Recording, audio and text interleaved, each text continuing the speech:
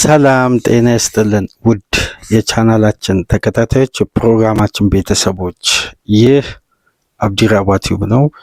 ፕሮግራማችንን ላይክ በማድረግ እንድትጀምሩ፣ አዲስ የሆናችሁ ሰብስክራይብ በማድረግ ለዚህ ቻናል ቤተሰብ እንድትሆኑ፣ እንዲሁም ይህንን ፕሮግራም ከሀገር ውጭ የምታደምጡ የቻናላችን ተከታታዮች ድጋፋችሁም በሱፐር ስቲከር፣ ሱፐር ቻት፣ ሱፐር ታንክስ ለቻናላችን እንድታበረክቱ በአክብሮት እየጋበዝን ዛሬ ከሚደረጉ ተጠባቂ የእንግሊዝ ፕሪሚየር ሊግ ጨዋታዎች መካከል መሪው አርሴናል ወደ ኤለን ሮድ ተጉዞ ሊድስ ዩናይትድን በምሽት 12 ሰዓት በሚደረግ የፕሪሚየር ሊግ ጨዋታ ይገጥማል። በዚህ ጨዋታ ዙሪያ ቆይታ የምናደርግበትን አንዳንድ ከጨዋታ በፊት መነሳት ያለባቸው ነጥቦች አንስተን የምንወያይበትን ፕሮግራም ይዘንላችሁ መጥተናል። ከዚህ ፕሮግራም በመቀጠል ሊቨርፑል ከኒውካስል እንዲሁም ስታንፎርድ ብሪጅ ላይ የሚደረገውን ቼልሲ ከዌስትሃም የሚያደርጉትን ጨዋታ ቅድመ ጨዋታ ነጥቦች ላይ እንወያያለን። በሶስት ፕሮግራሞች ዕለተ ቅዳሜ ከእናንተ ጋር ቆይታ እናደርጋለን። በሊቨርፑልና ኒውካስል መረጃ ሰዓታችን ላይ እንግዲህ ከምሽት ጀምሮ በስፋት እየተነገረ የሚገኘው የዝውውር አንዳንድ ጉዳዮችን በሊቨርፑል ኒውካስል ፕሮግራም ላይ የበለጠ በሊቨርፑል ዙሪያ የወጡ በርከት ያሉ ዘገባዎች ስላሉ እነዛን ጉዳዮች አጠቃለን በቅድመ ጨዋታ ግምገማ ሊቨርፑል ከኒውካስል ጋር በሚያደርጉት ጨዋታ ምንመለከተው ይሆናል። ይህ ፕሮግራም እንግዲህ ትኩረት የሚያደርገው የሚካኤል አርቴታ አርሴናል ወደ ፈታኙ ስቴዲዮም 16ኛ ደረጃ ላይ በሊጉ የሚገኘውን የዳንኤል ፋርኬን ሊድስ ዩናይትድ ለመቅጠም ወደ ኤለን ሮድ ይጓዛል። ይህን ጨዋታ እስቲ በተመለከተ አንዳንድ ነጥቦችን እናንሳ። ከጨዋታ በፊት መነጋገር ያለብን መወያየት ያለብን በተለይ የዳንኤል ፋርኬን ቡድን ለምንድን ነው በተለየ ሁኔታ እንግሊዞች በዚህ ወቅት የተለየ ቦታ እየሰጡ በተለያየ መልክ የዚህን ጨዋታ ቅድመ ጨዋታ ትንተና ላይ ነጥቦች የሚያነሱት የአርሴናል ደጋፊስ በሜዳ ውስጥ የሚያሳየው አንዳንድ ሪያክሽን፣ ነርቨስ የመሆን ይሄ ግለት የቡድኑ ውጤት ተከትሎ ካለፉት ዓመታት ተሞክሮ በመውሰድ እንግዲህ አርሴናል ይንሸራተታል ወይ የሚል ስጋት ውስጥ ገብቷል። ይህን ጉዳይ ግን በተለየ ሁኔታ እስካሁን ድረስ አልተወያየንበትም። እስቲ በዚህ ፕሮግራም ጥያቄዎችን እያነሳን የራሳችንን መልከታ የእናንተን አስተያየት በኮሜንት መስጫ እየተወያየን የሚካኤል አርቴታ አርሴናል እስከ 23ኛ ሳምንት ድረስ ያለው ጥንካሬ ከሌሎች ቡድኖች ጥንካሬ ጋር ስናነጻጽር በረጅም ርቀት የሚሻልበት በርካታ ነጥቦች አሉ። ከሚነሳበት ድክመት ይልቅ የሚገኝበት ጥንካሬ የበለጠ ቡድኑ ላይ ጎልቶ ይወጣል።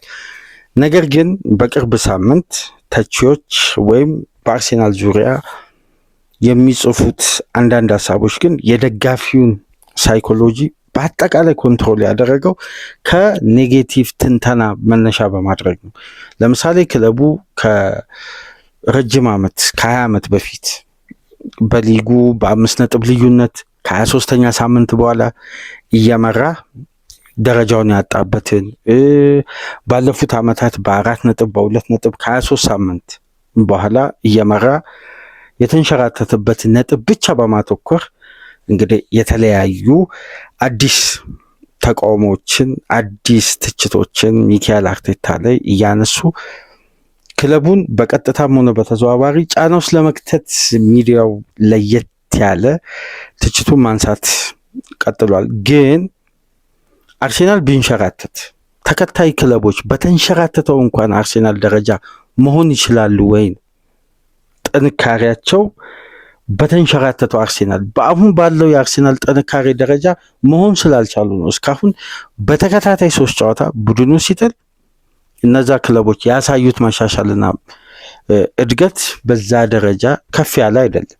ቀጣይ ፊክስቸሮች ለየትኛው ቡድን ጠንካራ ይላሉ? ለየትኛው ቡድን የበለጠ አድቫንቴጅ አለው? አሁን ካለው ወቅታዊ ሁኔታ አንጻር እነዚህ ጉዳዮች ሳይነጻጸሩ በደፈናው አርሴናል ከሚያሳየው ሰሞንኛ ብቃት በሊጉ መነሻ በማድረግና የአጥቂ ክፍሉን ትኩረት ተደርጎ የሚሰጠው አስተያየት እንግዲህ በብዙ መልኩ በርካታ የተለያዩ ሀሳቦችን ስለሚያስነሳ በዚህ ቻናል ላይ ግን አሁን ላይ ባለው አቋም በተለይ በእኔ በኩል ያለው አቋም የሌሎች ክለቦች ጥንካሬ የበለጠ ቢስተዋል የአርሰናል የዋንጫ ጉዞ ላይ በተወሰነ ፐርሰንት ምናልባት ይሄ ሲዝን ተርን ሊያደርግ ይችላል የሚል የተለየ ቅድመ ሁኔታ ልናስቀምጥ እንችላለን። ነገር ግን አርሰናል ይንሸራተታል ወይ በዚህ ይቀጥላል ወይ የሚለው ገና ምላሽ አላገኝም።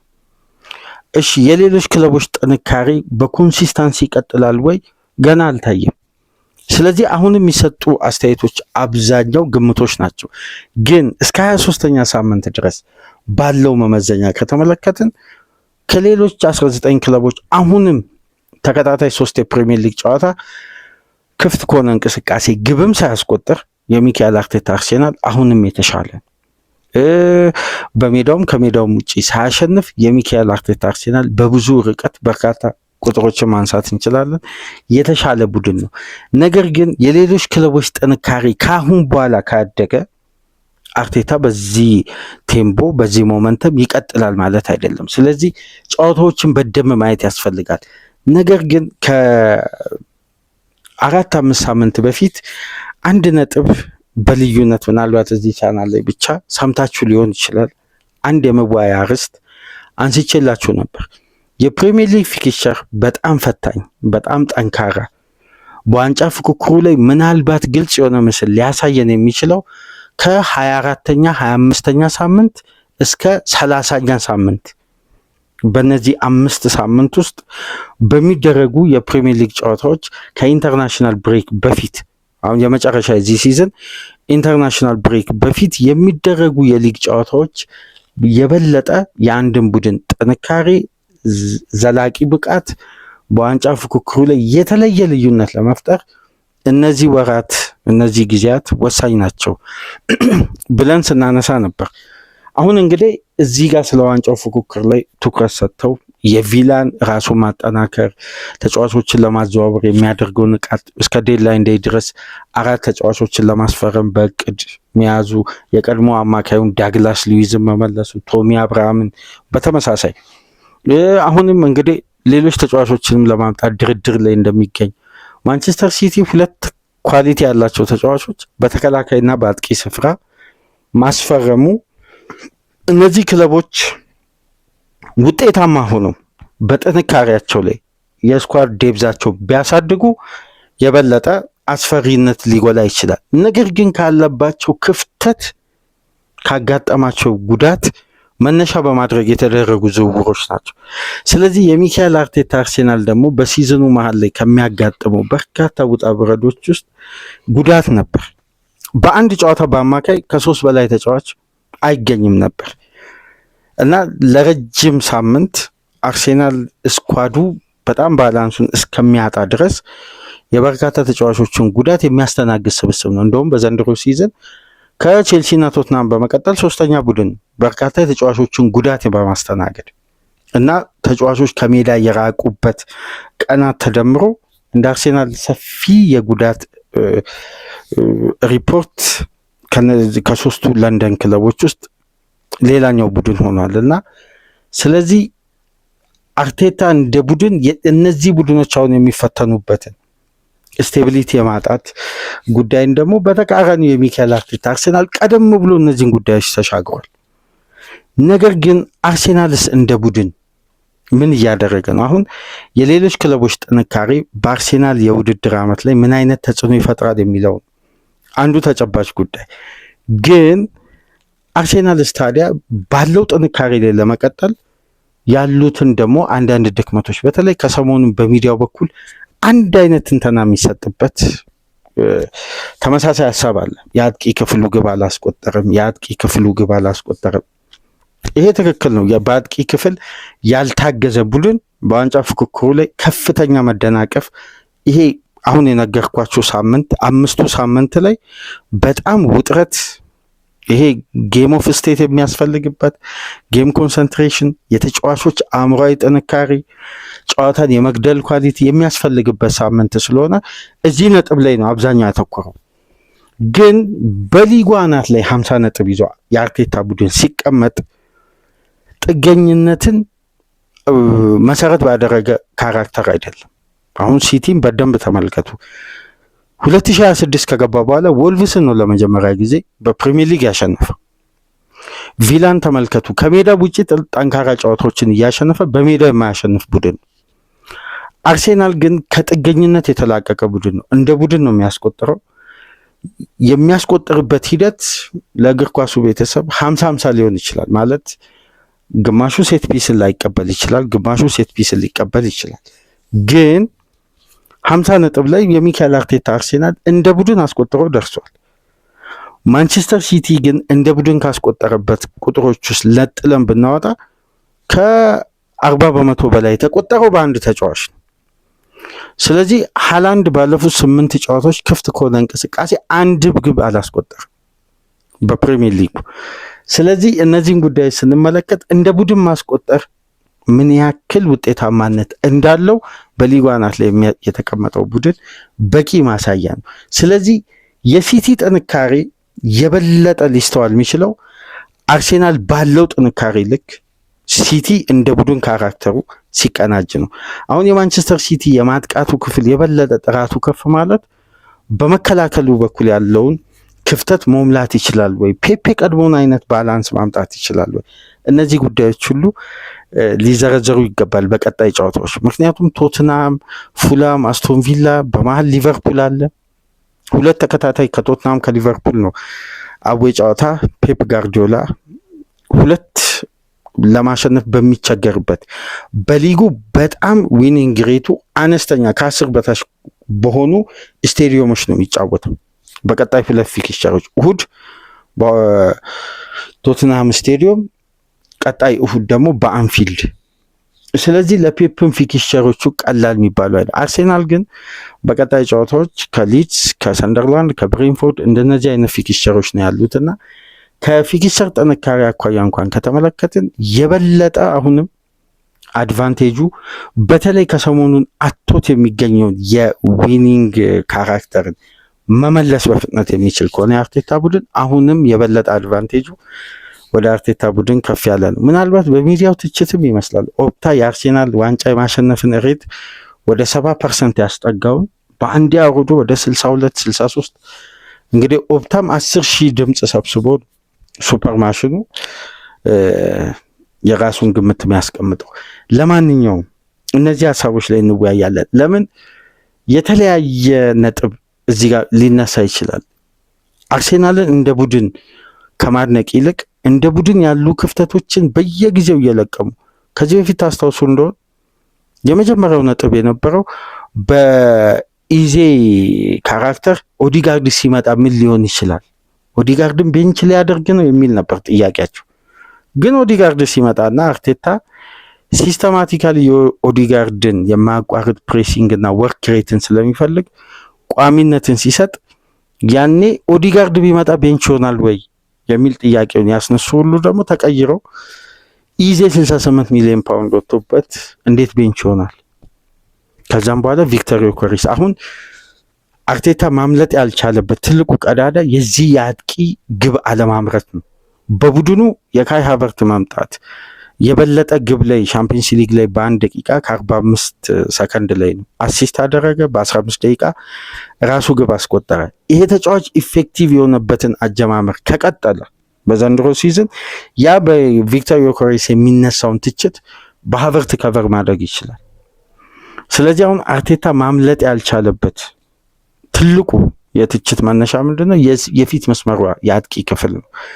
ለዚህ ደግሞ የተለየ እልባት በተለይ ሁለተኛ ዙር የአርቴታ ቡድን በምንድን ነው በበርካታ አማራጮች ማጥቃትን የበለጠ ጥራት ባለው እንቅስቃሴ ማድረግ የሚችል ቡድን ይዞ መቅረብ እንደሚችል በተደጋጋሚ በተለያየ ወቅት አሳይቶናል። 2 ተከታታይ ጊዜ ከእረፍት የ10 ቀን እረፍት ወስዶ ሲመለስ የበለጠ ፍሌክሰብል ሆኖ ሲመጣ አይተናልና እነዛን ጉዳዮች እስቲ በድጋሚ በቀጣይ ጊዜያት ያሳየንን አብረን በጋራ እንመለከታለን። እስቲ ወደ ኤለን ሮዱ ፍልሚያ እንመለስ። ሁለቱም ቡድኖች ከዲሴምበር 1 አንስቶ በፕሪሚየር ሊግ በተደረጉ ጨዋታዎች ውስጥ በርካታ ነጥቦችን ከሰበሰቡ ቡድኖች መካከል ሊድስ ዩናይትድ እና አርሴናል ተቀዳሚ ቡድኖች ናቸው።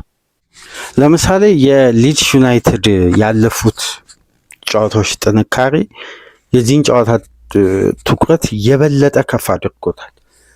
ይሄ ቡድን በመጀመሪያ የሲዝኑ የመጀመሪያ ጨዋታዎች ውስጥ በጣም ከፍተኛ ግብ የሚቆጠርበት በቀላሉ የሚረታ ከሜዳውም ውጪ በሜዳውም በቂ የሆነ ፐርፎርማንስ ማሳየት የማይችል ፊዚካሊ በተለይ የተዳከመ ቡድን ነበር። ፊዚካሊም ታክቲካሊ ዳንኤል ፋርኬ ሁለተኛ ዙር አካባቢ በተለይ ካለፈው ዲሴምበር ወር አንድ አንስቶ በነበረው ያለፉት 10 ጨዋታዎች በሊጉ ከፍተኛ ነጥብ ከሰበሰቡ ቡድኖች መካከል ሊድስ ዩናይትድ 6ኛ ደረጃ ላይ መቀመጥ ችሏል። ለምሳሌ አስቶን ቪላ ከ10 ጨዋታ 22 ነጥብ ማግኘት ችሏል። ማንቸስተር ሲቲ 21 ነጥብ፣ አርሴናል 20፣ ማንቸስተር ዩናይትድ 17፣ ፉልሃም 17፣ ሊድስ ዩናይትድ 15 ነጥብ በማግኘት ይሄ ማለት ባለፈው በሊጉ ካደረጋቸው 10 ጨዋታዎች ውስጥ 3 በማሸነፍ 6 ጨዋታ አቻ፣ አንድ ብቻ ሽንፈት ነው ያስተናገደው።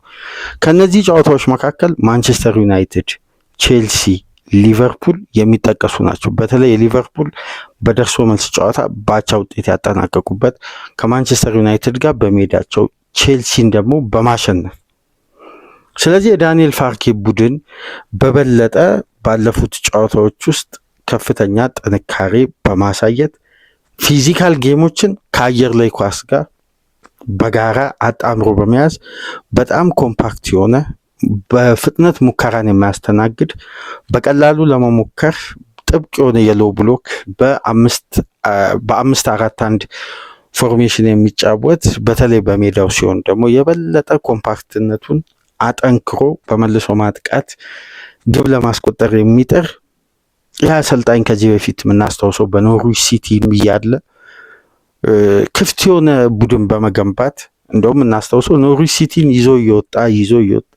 ይዞ ወደ ላይ ወደ ፕሪሚየር ሊግ ያድጋል። ከዛም በኋላ ደግሞ በድጋሚ ይወርዳል እና ተደጋጋሚ አይነት ታሪክ ይመዘገብ ነበር የዳንኤል ፋርኬ ኖርዊች ሲቲ ላይ።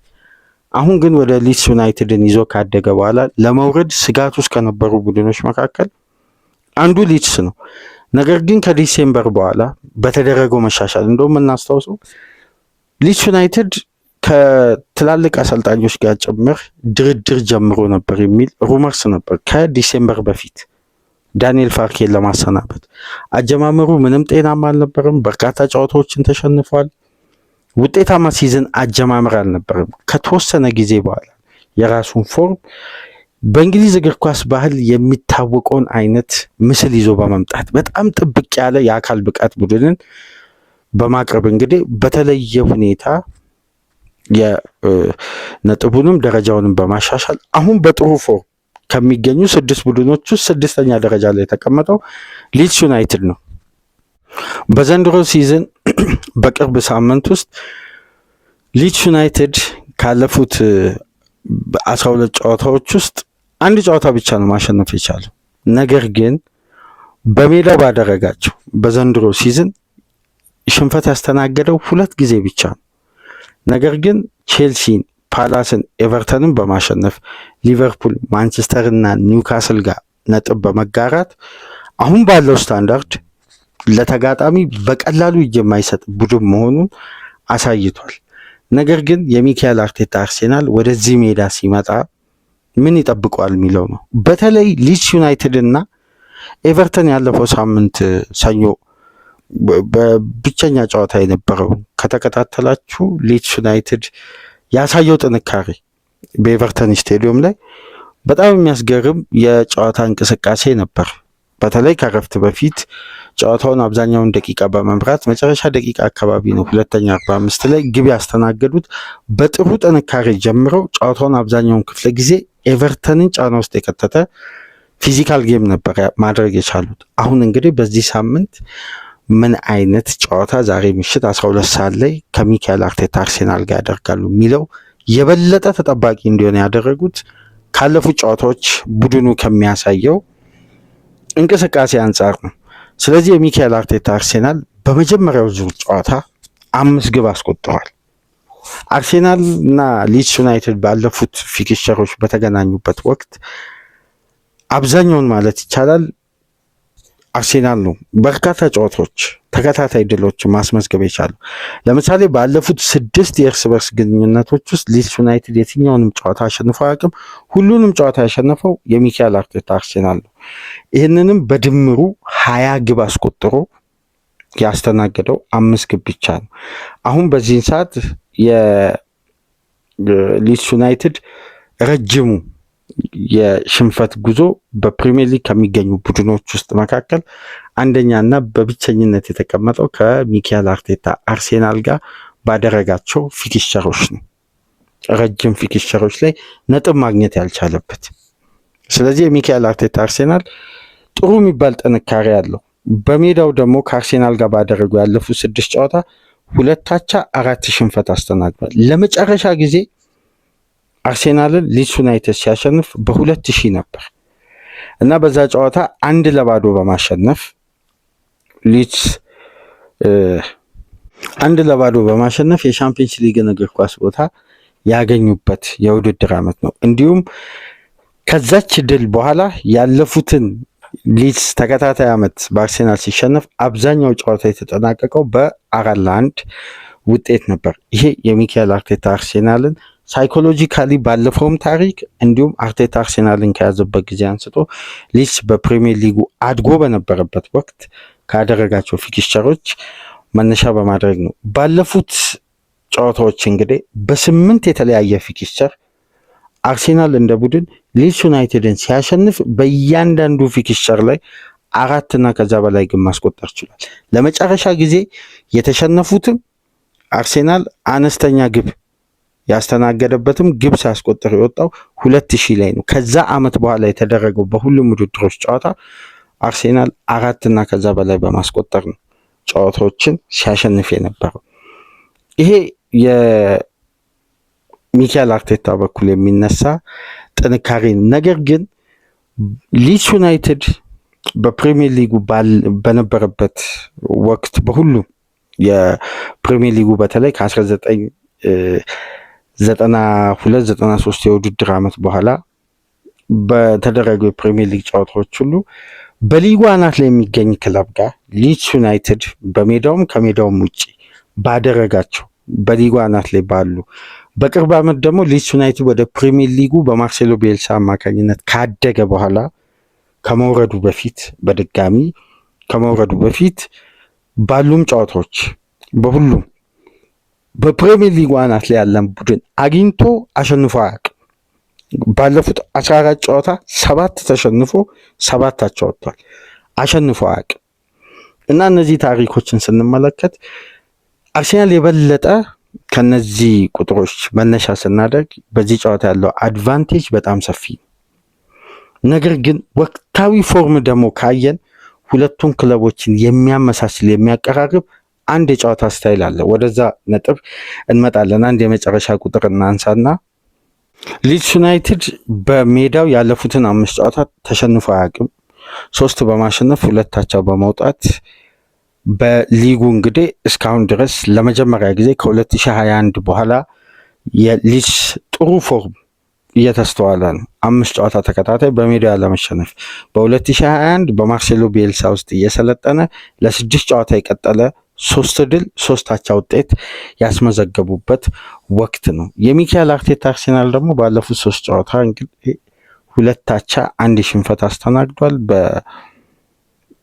በማንቸስተር ዩናይትድ 3-2 ያለፈው ሳምንት የአርሴናል ደጋፊዎችን የእግር ኳሱን ቤተሰብ በጣም በተለይ የአርሴናል ደጋፊዎችን ያቆሰለው ሽንፈት እና ሚካኤል አርቴታ ላይ ከፍተኛ ተቃውሞና ድምፅ የበዛበት ሽንፈት። አርሴናል እንግዲህ ከ2023 አንስቶ ባክ ቱ ባክ ጨዋታ ተሸንፎ አያውቅም። ተከታታይ ጨዋታ ከ2023 ዲሴምበር ወር አንስቶ ዛሬ የሚሸነፍ ከሆነ ለመጀመሪያ ጊዜ ነው። ግን ኤለን ሮድ ላይ የሚካኤል አርቴታ አርሴናል ምን አይነት ፈተና ይገጥመዋል ነው።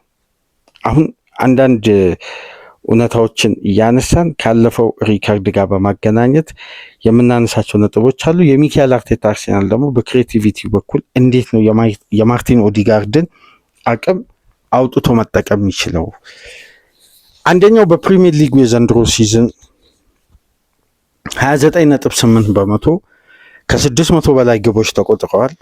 ከነዚህ ውስጥ 29.8 በመቶ የሚሆኑት ከቆሙ ኳሶችና ከዴድ ቦል የተቆጠረ ነው። በፕሪሚየር ሊጉ በእንቅስቃሴ ኳሷ የምትቆይበት ደቂቃ ቁጥር በጣም አንሷል። በእንቅስቃሴ ውስጥ አንድ ቡድን ፖሰስ እያደረገ የሁለቱ ቡድኖች ድምር ውጤት ኳሷ በእንቅስቃሴ ላይ የምትቆይበት ደቂቃ በአማካይ በየጨዋታው 56 ደቂቃ ሆኗል።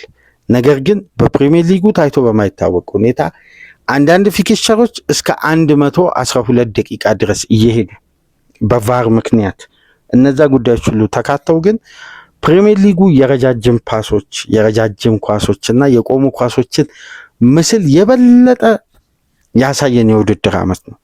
ለምሳሌ በአንድ ቡድን በዋንጫ ተፎካካሪነት እስከ 23ኛ ሳምንት ድረስ በሊጉ አናት ላይ ሲቀመጥ ክፍት ከሆነ እንቅስቃሴ ያስቆጠራቸው ግቦች ቢያንስ ከ60 በመቶ በላይ መሆን አለባቸው ይላል። የሚካኤል አርቴታ አርሴናል ካስቆጠራቸው ግቦች ውስጥ ግማሹ እና በተወሰነ መልኩ የቆሙ ኳሶች ከፍ ብለው 48.9 በመቶ ነው ክፍት ከሆነ እንቅስቃሴ ያስቆጠረው። እነዚህን ጉዳዮች ስንመለከት ፕሪሚየር ሊጉ የቆሙ ኳሶችና የረጃጅም ፓሶች የረጃጅም ኳሶችን ጥንካሬ በተለየ ኳሊቲ የዘንድሮ ሲዝን የአንድ ቡድን የማሸነፊያ መንገድ ሆኗል። በተለይ በዴድ ቦል ከረጃጅም ኳሶች የሚነሱ እዛው ቦክስ ውስጥ ሁለተኛ ሶስተኛው ኳስ፣ ይሄ ደግሞ በፕሪሚየር ሊጉ አንዱ የሴት ፒስ አዘውትረው ጨዋታን ለመግደል ጨዋታ ላይ አድቫንቴጅ ለመውሰድ የሚጠቀሙ ቡድኖች የተለየው ጥንካሬ ሆኗል። ለምሳሌ በፕሪሚየር ሊግ ከዴድ ቦል በርካታ ግቦችን በማስቆጠር አንደኛ አርሴናል ነው፣ ሁለተኛ ሊድስ ዩናይትድ ነው። ሊድስም አርሴናልም ሲዝኑ ከጀመረበት ጊዜ አንስቶ ነው። የበለጠ ግን የሚያስገርመው ሊድስ ዩናይትድ በዴድ ቦል በኮርና ኳስ ምናምን አይደለም፣ ከኮርናም ተነስቶ በተጨራረፉ እዛው ባላለቀው የአንድ ኳስ እንቅስቃሴ በሚነካኩ ኳሶች በተቆጠረ ግብ በዴድ ቦል ደግሞ ባለፈው ዲሴምበር አንስቶ ሊድስ ዩናይትድ ጥሩ ፎርም ባለፉት 10 ጨዋታ አገኘ ያልንበት 15 ነጥብ የሰበሰበበት የጨዋታ መንገድ ላይ አብዛኛው ግቦች 44.6 በመቶ የተቆጠረው ከዴድ ቦል። ስለዚህ የሚካኤል አርቴታ አርሴናል ዛሬ ከቆሙ ኳሶች በተቃራኒው ማስቆጠር ወይም በተቃራኒው ለማስቆጠር የሚደረግ ጥረት ላይ አንድ ታክቲካዊ ሌላ ሚሽን ሊያስፈልገው ነው ከቆሙ ኳሶች። ሁለተኛ ደግሞ በተቃራኒው የቆሙ ኳሶችን በከፍተኛ ሁኔታ የመከላከል ኃላፊነት ውስጥ የሚገባበት ነው። ምክንያቱም ከአርሴናል ጋር በቅርብ ጊዜያት ውስጥ ተቀራራቢ የሆኑ ቁጥሮችን እያያዘ የመጣውን ሊድስ ዩናይትድን ነው የሚያስተናግደው። ነገር ግን ለሚካኤል አርቴታ አርሴናል እንደ አንድ ጥይት ሊታይ ይችላል። እግር ኳስ ውስጥ ያልተከለከለ ሲስተም ስለሆነ በተለየ ሁኔታ ስለ ሴት ፒስ ትችት ማንሳት ተገቢ አይደለም። ምክንያቱም ሴት ፒስ የእግር ኳስ አንዱ አካል ነው። በተለየ ጥንካሬ ደግሞ እዛ ላይ አተኩሮ አንድ ቡድን የማሸነፊያ መንገድ ካደረገ ተገቢ ነው። ምክንያቱም በፕሪሚየር ሊጉ አንድ ቡድን በካራክተር ደረጃ በራሱ ምስል የማሸነፊያ መንገድ አለ። ምንም ይሁን ስለ ውበት ሳይሆን እዚህ ጋር ውጤት እንደሚፈለግበት ቡድን እንዲህ አይነት ካራክተር መያዙ የቡድኑ የሚመሰልበት አይደንቲቲ አይደለም። ጨዋታን ለማሸነፍ ከሚጠቀማቸው መንገዶች መካከል አንዱ ካራክተር የሴት ፒስ ነው። ታዲያ የዛሬው ጨዋታ ግን አሁን የሚካኤል አርቴታ አርሴናል በሁለት ይሄ እኩል ፋይት ማድረግ የሚችሉ ተመሳሳይ ምስል ካላቸው ክለቦች ጋር ለምሳሌ አምና በሴት ፒስ ጥንካሬ ኒውካስል፣ በሴት ፒስ ጥንካሬ ኤቨርተን፣ በሴት ፒስ ጥንካሬ ቪላ፣ እያንዳንዱ ቡድን ማንሳት እንችላለን። ኢንተር ሚላን፣ ዌስትሃም አምና የሴት ፒስ ጥንካሬ ከነበራቸው ቡድኖች ጋር የሚካኤል አርቴታ አርሴናል 3 ነጥብ ማሳካት ከብዶት ነበር። ዘንድሮ የሴት ፒስ ጥንካሬ ከሚስተዋልባቸው ቡድኖች መካከል አንደኛው ማንቸስተር ዩናይትድ ነው። ያስቆጠራል፣ የሚቆጠርበትን ቁጥር ቀንሷል። ለኮርና ሂደት በማይፈቅዱ ስፔሶችን በማጥበብ ደግሞ በዲያመንድ ቅርጽ የቆሙ ኳሶችን ራሱ ላይ አደጋ ላለመፍጠር ኮርና የሚወጡ እንቅስቃሴዎችን በመቀነስ በኩል ደግሞ የአርነ ስሎት ሊቨርፑል በቅርብ ጊዜያት ውስጥ በርካታ አቻ ውጤቶችን ሲያስመዘግብ ቢያንስ ከሽንፈት ሲርቅ አንደኛው ጥንካሬ የነበረው ይሄ ነው። ይሄም ኤሚሬትስ ላይ በተመሳሳይ አርሴናል አንድ ሴት ፒስ ኳስ አግኝቶ ብቻ የወጣበት አጋጣሚ ነው ከረፍት በኋላ። እነዚህ ነጥቦች ስንመለከት ባለፉት ጨዋታዎች ኖቲንግሃም ፎረስት በቅርብ ሳምንት አሰልጣኝ ሼን ዳይክ ወደ ክለቡ ከመጡ በኋላ ካጎሎበታቸው ጉዳዮች መካከል ከቆሙ ኳሶች የሚቆጠርባቸውን ቁጥር መቀነሳቸው ነው። ስለዚህ አርሴናል አሁን አስገዳጅ የሆነ ክፍት የሆነ እንቅስቃሴ የነ ኦዲጋርድን የተለየ ክሬቲቪቲ የሚያስፈልግበት ወቅት ላይ ደርሰናል ማለት ነው። ለዛ ነው ከሰሞኑን የአርሴናል ችግር ኦዲጋርድ ነው አይደለም በሚል ክርክር አለ በጣም በሚዲያው በኩል። ለምሳሌ ግን ለክርክርነት ከቀረበ ይሄ ስታት በተለየ ሁኔታ ቢቢሲ ላይ ቀርቧል።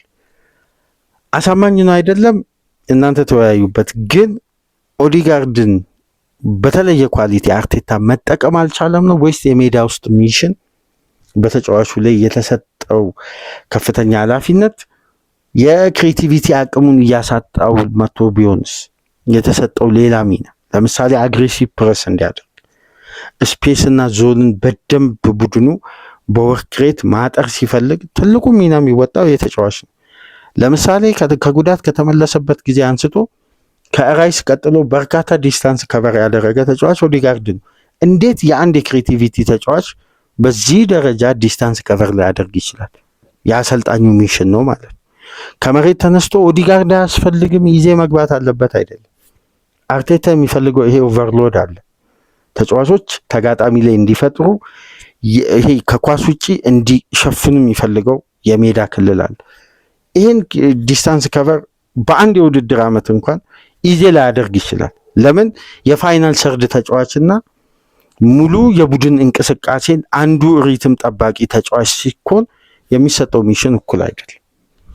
አብሮ በጋራ መሞከር ይችላል፣ እሱ ሌላ የጨዋታ አማራጭ ነው። ግን ታክቲካል ምስሉን መመልከት ያስፈልጋል። ለምሳሌ በ2025/26 በዘንድሮ ሲዝን 13 ጨዋታዎችን ነው ቋሚ ሆኖ የጀመረው።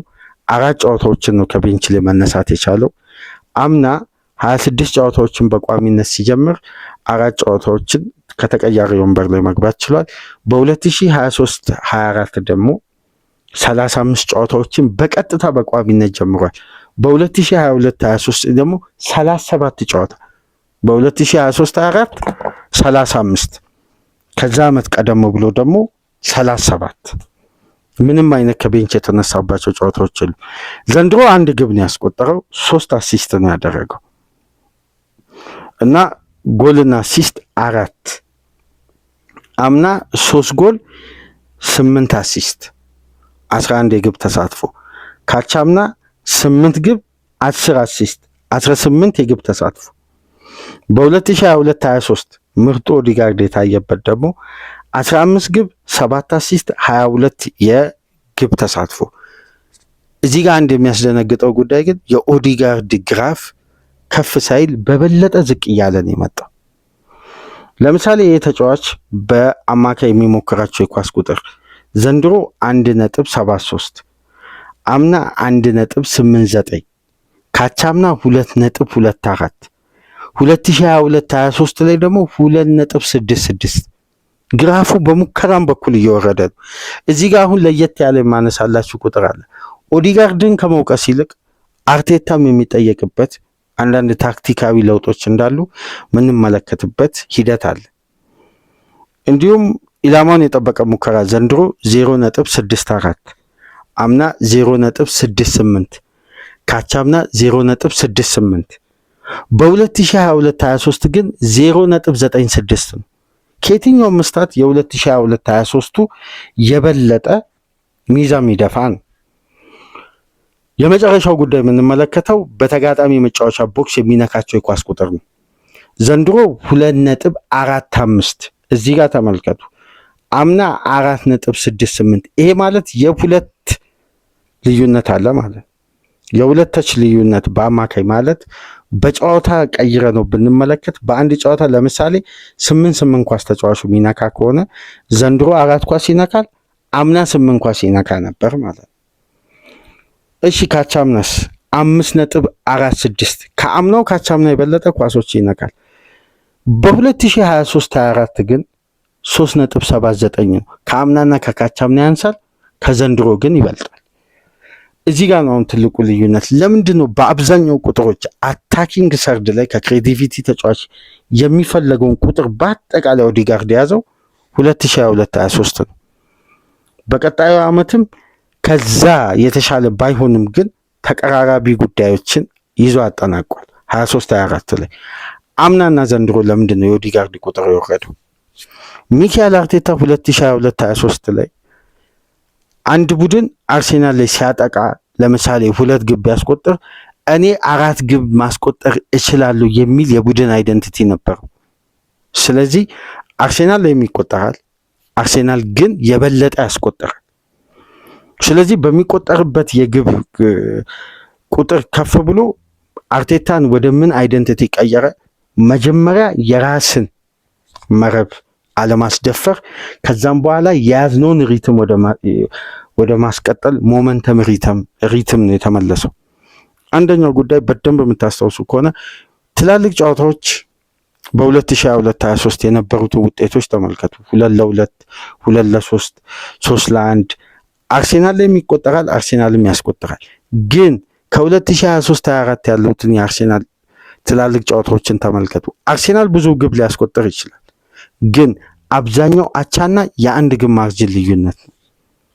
ስለዚህ ዲፌንሲቭ ማይንዱን የበለጠ በማጠንከር ፋይናል ሰርድ ላይ የነበረው ያ የ2022-23 የአርሴናል አይደንቲቲ በአብዛኛው ፓሲቭ በነበረና ክፍት የሆነ እንቅስቃሴ መሰረት ያደረገ ነው አሁን ግን ጌም ኦፍ ስቴቱ ተለያይቶ የማሸነፊያ መንገዱ ኮንትሮል የሚያደርግበት ደቂቃ የበለጠ ከፍ ብሏል ኮንትሮል ደግሞ ሲደረግ ጨዋታ ዱኤል ማሸነፍ አለ ኳስን ዝግ ባለ ቴምፖ መጀመር አለ እያንዳንዱን ኳስ ወደ ዳይሬክት አታክ አይቀየርም ኮንትሮሉ ሞመንተሙን ጠብቆ በጊር ነው ማክሽን እየጨመረ ነው የሚሄደው በደንብ የምታስታውሱ ከሆነ 2022-23 አርሴናል በመጀመሪያ ሲዝን የመጀመሪያ ግማሽ ሲዝን ከየትኛውም ተጋጣሚ በላይ ከረፍት በፊት በአማካይ 1.98 ግብ ያስቆጠር ነበር ከፍተኛ የግብ ማርጂን ያዘበት ተጋጣሚ ላይ ቢያንስ ከረብ በፊት 2 ግብ ያስቆጥራል ያ ማለት የአርሴናል የበለጠው ኦፌንሲቭ ኢነርጂ ያለበት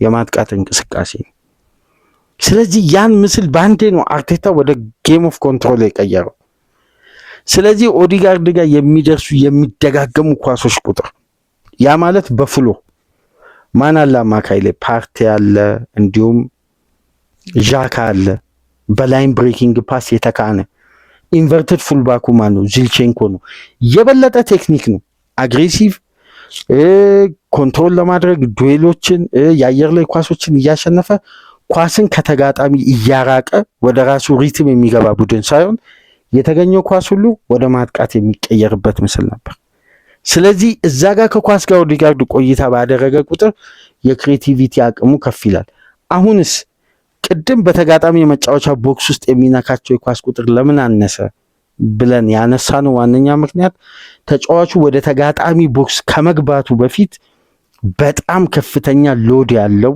ሩጫ ሜዳ ውስጥ ያደርጋል ስለዚህ ሁሉንም ጉዳይ ሜዳ ውስጥ ተጫዋቹ ኢፌክቲቭ እንዲሆን በፈለግነው ደረጃ መጠበቅ የለብንም አሰልጣኝ የሚሰጠው ሚሽን በነገራችን ላይ ተጫዋቾችን የቴክኒክ አቅማቸውን ጠቅላላ ያሳጣል ለምሳሌ በደንብ የምታስታውሱ ከሆነ ፈረንሳይ ብሔራዊ ቡድን ውስጥ ላሳና ዲያራ ቴክኒካሊ በጣም ይሄ ተጫዋች በከፍተኛ ሁኔታ ሲጋነን ነበር ግን ታክቲካሊ አሰልጣኞች የቀየሩት ምንድነው የተጫዋቹን አግሬሲቭነት ለመጠቀም ተጫዋቹ ውስጥ ያለውን ቴክኒክ አቅም ነው የቀነሱት ያኔ ተጫዋቹ ምን ሆነ ታክለር ኢንተርሰፕት የሚያደርግ አግሬሲቭ ዲስታንስ ከቨር የሚያደርግ ግን በደንብ ከተመለከታችሁ ከዲፌንሲቭ ሚድፊልደር የትኛውም አማካይ በቅርብ ዓመት ውስጥ አይተናና በድሪብል ኢንድ ቱ ኢንድ የሚጫወት ኳስ የማይነጠቅ በድሪብል እየቀነሰ መጫወት የሚችል ካሴዶ ከቨር የሚያደርገው ቁጥር ከፍ ሊል ይችላል።